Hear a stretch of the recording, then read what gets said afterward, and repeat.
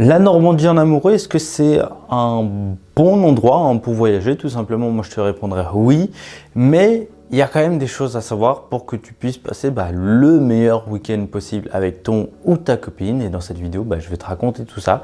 Moi, la Normandie, j'y suis quand même allé peut-être 7 fois, je crois, en tout. Donc plusieurs fois en couple pour voyager, se reposer, aller en vacances, tout simplement. C'est deux choses complètement différentes.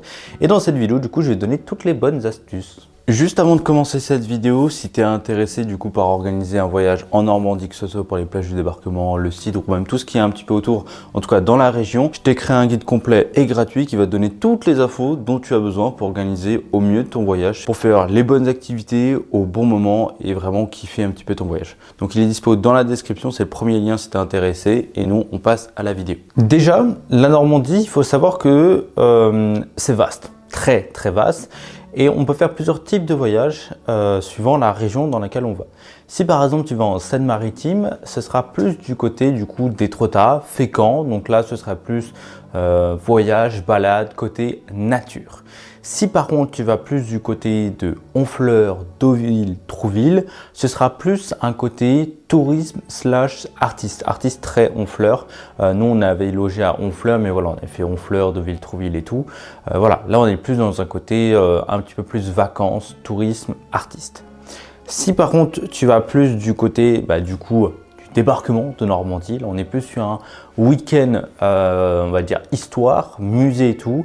On est pas trop dans le truc amoureux. Ça peut quand même se faire si vous êtes tous les deux intéressés par la Seconde Guerre mondiale ou des trucs comme ça, c'est parfait pour vous.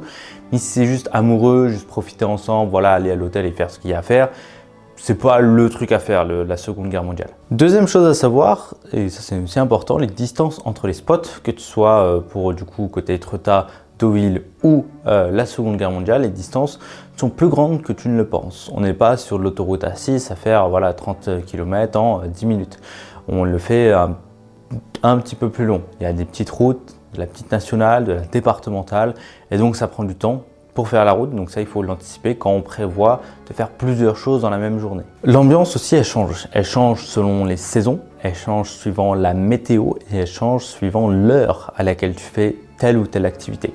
Par exemple Étretat, c'est super sympa, mais Étretat au coucher de soleil, franchement ça en jette, c'est magnifique à faire, donc je te conseillerais plus de le faire à ce moment-là. Tout ce qui est balade sur les falaises et tout, en couple, c'est magnifique. Il y a quand même des trucs à préparer avant de faire ce road trip à deux, ces vacances à deux. La première, c'est l'hébergement. C'est hyper stratégique, c'est hyper important d'avoir un bon hébergement. Je ne te demande pas de prendre une love room, on n'en est pas à ce niveau-là. Mais voilà, soit tu prends un hébergement top en termes de vue, vue mer ou des trucs comme ça. Bon là par contre ça va coûter une blinde. Soit un hébergement de qualité, c'est-à-dire grand, avec un grand lit, une grande salle de bain. Voilà, vous pouvez vous faire plaisir là-dedans, c'est cool. Avec vue ou pas, voilà, selon ton budget. Nous, on n'avait pas un budget de fou furieux à Honfleur, donc on n'était même pas à Honfleur, on était dans la banlieue d'Honfleur, mais toujours dans la ville d'Honfleur. Voilà, on avait pris un hôtel qui était grand, on avait de l'espace, voilà, on s'est fait plaisir à cet endroit-là, mais on n'avait pas la vue sur le port d'Honfleur ou des trucs comme ça. Les réservations aussi, selon les périodes, sont indispensables. Si par exemple tu pars en été, il faut réserver activités, il faut réserver les restaurants. C'est toujours mieux de réserver que d'y aller un petit peu au feeling et tu sais pas vraiment quoi faire. Après c'est sûr, si tu sais pas vraiment où aller, tu connais pas et tout, tu préfères aller voir ou y aller au feeling, ok, tu vas au feeling. Ça va dépendre vraiment des horaires et de si tu es en plein été, en pleine période de rush. Là, tu vas peut-être devoir attendre finalement à Honfleur, ils vont te dire désolé, on fait que sur réservation.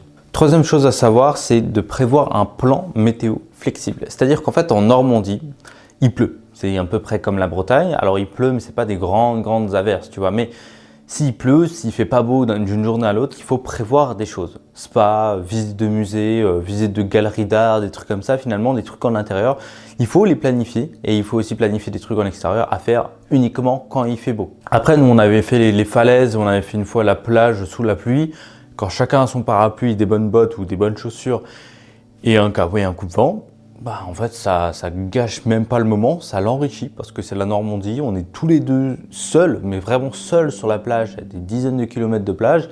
Voilà, donc ça rend le moment quand même romantique et sympa à faire à deux. Évidemment, si tu veux passer un bon week-end avec ton ou ta copine, je te conseille de ne pas faire ces erreurs. La première, c'est de trop charger. Trop charger les visites, trop charger les déplacements et pas assez de prendre le temps de vivre ce moment à deux, de vous poser, d'y aller un petit peu au feeling, en improvisant et de kiffer quoi. Si tu dis ah non, il faut qu'on soit à telle heure là, à telle heure, puis on fait tant de temps dans le musée, etc. et puis on part et tout, c'est dommage, tu veux trop faire, tu charges trop et du coup tu profites pas de ce week-end en amoureux. C'est généralement des week-ends faits pour se retrouver, pour se poser, pour rester loin de la maison et pas se prendre la tête sur les trucs qui se font à la maison. Donc voilà, ne charge pas et profite. La deuxième erreur, c'est de vouloir voir que des trucs touristiques et souvent blindés. Si par exemple tu vas dans le centre d'Honfleur en plein mois d'été, voilà, l'après-midi, évidemment que ça va être blindé. Pareil pour Deauville ou des trucs comme ça. Soit tu y vas plus le matin et t'esquives toute la foule, soit tu vas simplement ailleurs. À Deauville, en fait, le front de mer, il est blindé, mais juste 2 rues plus loin, se balader à l'intérieur de la ville, c'est quasiment vide. Et ça peut être un petit truc sympa à faire. Si je devais te conseiller les petits moments, ça va être les couchers de soleil et les balades sur les falaises, par exemple Étretat. Ça peut être aussi une sorte de pique-nique là-bas, hein. Vous mangez un petit coup, voilà. Où...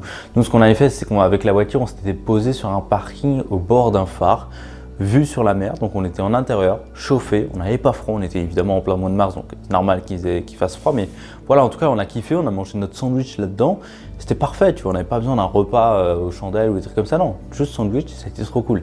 Ça va évidemment dépendre de la personne avec qui tu sors, mais juste prévoir un truc cool comme ça, où t'es pas mouillé ou des trucs comme ça, bah c'est parfait quoi. Voilà pour cette vidéo, j'espère qu'elle t'a plu, si c'est le cas, bah n'hésite pas à t'abonner à la chaîne ou à lâcher un petit commentaire et un like, ça fait toujours plaisir. Encore une fois, si ça t'intéresse d'organiser un voyage en Normandie, que ce soit pour les plages du débarquement, le site, tout ce qui est un petit peu à faire dans la région ou le département, j'ai le guide complet et gratuit pour toi. Il est dans la description, il va vraiment t'aider à aller plus loin dans ton organisation et savoir quoi faire, quand le faire, où le faire, en tout cas pour passer les meilleures vacances possibles. Il est dans la description si ça t'intéresse et moi je te fais des gros bisous, à très vite.